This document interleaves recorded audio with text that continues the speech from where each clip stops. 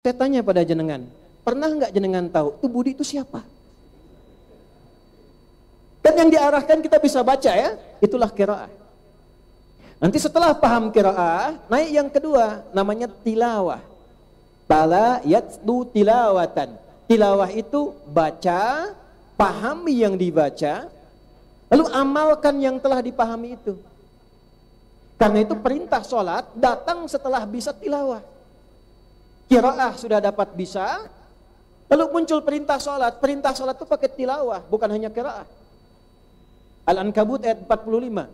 Insya Allah antum hafal tengahnya, cuma lupa awalnya. Ya, innas sholata tanha. Nah, itu tengahnya. Apa awalnya? Utlu ma uhya ilaika minal kitab wa aqimis sholat. Innas sholata tanha anil fahsya wal munkar. Jadi perintah sholat itu pakai tilawah, bukan qiraah. Apa itu tilawah? Utlu, baca dulu, adi hidayat baca. Ma uhya ilaika minal kitab. Ketentuan sholat yang ditunjukkan, diajarkan, diwahyukan pada Nabi Muhammad SAW. Sallu kama ra'aitumuni usalli, kata Nabi. Diajarkan oleh Allah pada Nabi Muhammad. Pelajari dulu, pahami sampai paham. Kenapa kakinya seperti ini? Kenapa takbirnya mengangkat begini? Kenapa diucapkan Allahu Akbar?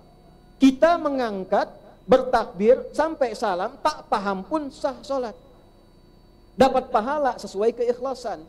Tapi makna sholat, fadilah sholat, barokahnya sholat, tanha anil fahsya wal munkar, sulit dapat. Karena itu bisa dikeluarkan kalau kita paham isinya. Kenapa kaki begini misalnya? Tangan diangkat seperti ini. Tilawah, pelajari. Tangan diangkat sejajar dengan bahu begini. Ada di hadis Muslim, hadis 397 misalnya. Ya, dari Khalid bin Rafi Az-Zuraiqi kasusnya yang meriwayatkan sahabat Abu Hurairah. Ya, Anda kemudian angkat tangannya sejajar dengan bahu, kemudian di Abu Daud ucapkan Allahu Akbar sambil diucapkan. Apa di antara maknanya? Turun kitab. Ya, Nadharat fi ma'ani shalah, asrarus shalah dijelaskan. Di antara makna mengangkat ini, buang urusan dunia ke belakang. Lemparkan dunia, jangan dibawa, hanya Allah yang agung. Jadi jangan bawa urusan dunia dalam sholat. Kenapa tidak banyak orang khusyuk dalam sholat? Karena ketika takbir dunia masih ikut. Allahu Akbar, lisannya Allahu Akbar, tapi di pikirannya kredithu Akbar, pulsahu Akbar, WA-hu Akbar.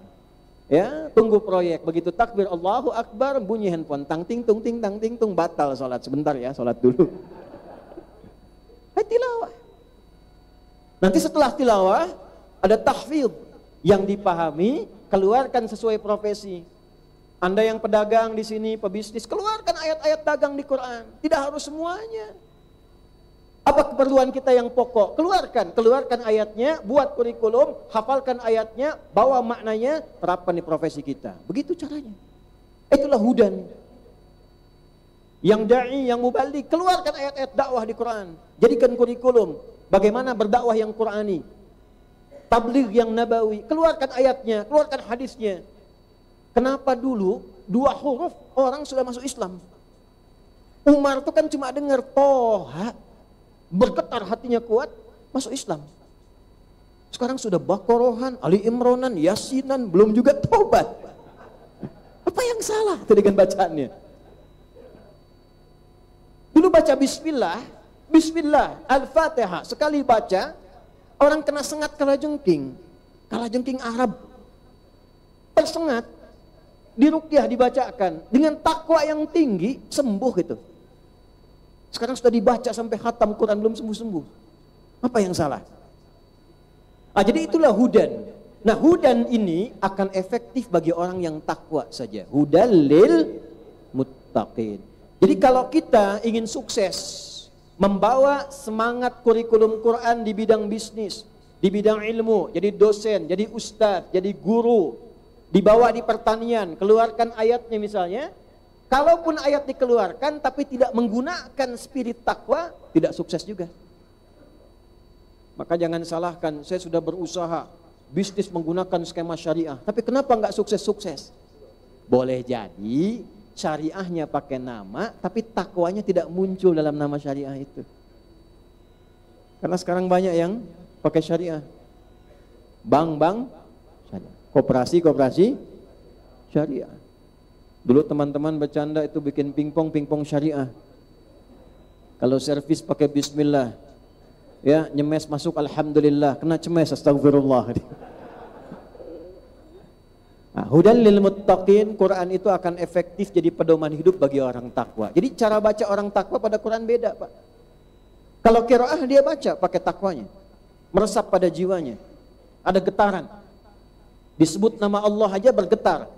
Apalagi kalau baca Al-Anfal ayat 2, innamal mu'minuna alladzina idza dzukirallahu wajilat wa idza tuliyat alaihim ayatuhu zadathum imana wa ala rabbihim.